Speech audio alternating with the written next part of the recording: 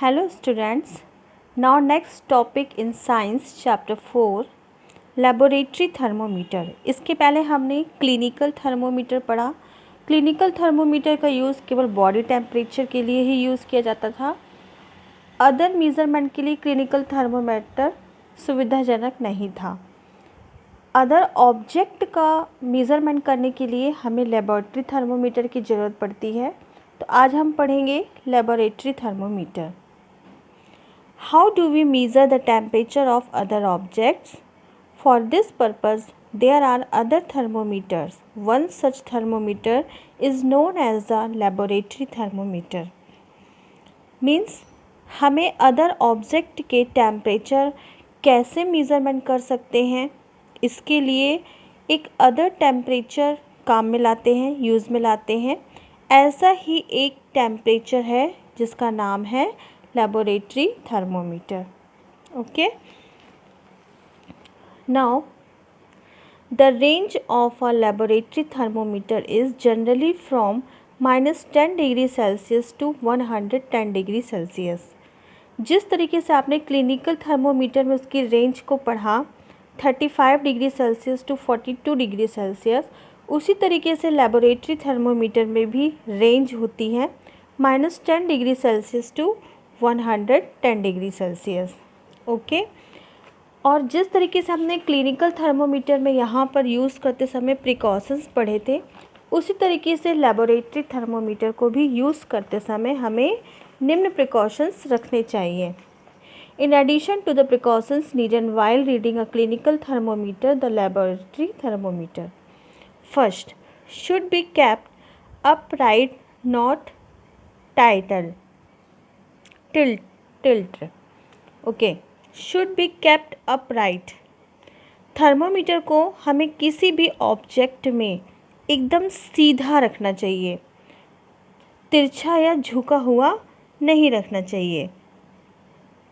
Bulb should be surrounded from all sides by the substance of which the temperature is to be measured. The bulb should not touch the surface of the container.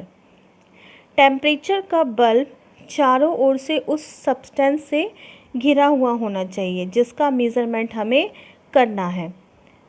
Bulb किसी भी object की, किसी भी बर्तन की जो surface है उससे टच नहीं होना चाहिए और एकदम स्ट्रेट होना चाहिए। Okay, you may recall that while taking your own temperature you have to take the thermometer out of your mouth to note the reading. Can you then use the laboratory thermometer to measure your body temperature? Yes. Recall करिए कि जिस तरीके से आपने body का temperature measure करते समय उसकी जो रीडिंग लेते समय आपने थर्मामीटर को आपने माउथ से बाहर निकाला होगा, उसके बाद ही आपने रीडिंग ली होगी। तो क्या तब आप लेबोरेटरी थर्मामीटर को अपने बॉडी का टेम्परेचर मेज़रमेंट करने के लिए यूज़ कर सकते हैं? Obviously it is not convenient, बिल्कुल नहीं। ये क्या है, ये सुविधाजनक नहीं है to use the laboratory thermometer for this purpose. इन सभी उद्देश्यों की पूर्ति के लिए लेबोरेटरी थर्मोमीटर यूज़ नहीं किया जाता। Observe a clinical thermometer again, do you see a kink near the bulb. अब यहाँ पर एक इम्पॉर्टेंट टॉपिक आता है, किंक। क्लिनिकल थर्मोमीटर को ऑब्जर्व जब आपने किया है तो आपने देखा होगा कि क्या आप बल्ब के पास कोई किंक देखे हैं, बल्ब के नज़दीक? What is the use of the kink? Kink का क्या यूज़ है? It prevents mercury level from falling on it's down. Kink क्या करता है कि मर्करी के लेवल को अपने आप नीचे गिरने से रोकता है। Okay, There is a lot of concern over the use of mercury in thermometers. Thermometer में मरकरी के यूज़ के विषय में अनेक कंसर्न है, अनेक चिंताएं हैं।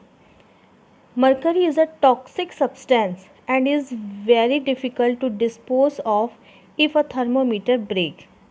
मरकरी एक टॉक्सिक सब्सटेंस मीन्स जहरीला विषैला पदार्थ है और यदि थर्मामीटर टूट जाए तो इसमें जो मरकरी है यदि वो डिस्पोज हो गई तो उससे निपटना अत्यंत डिफ़िकल्ट है।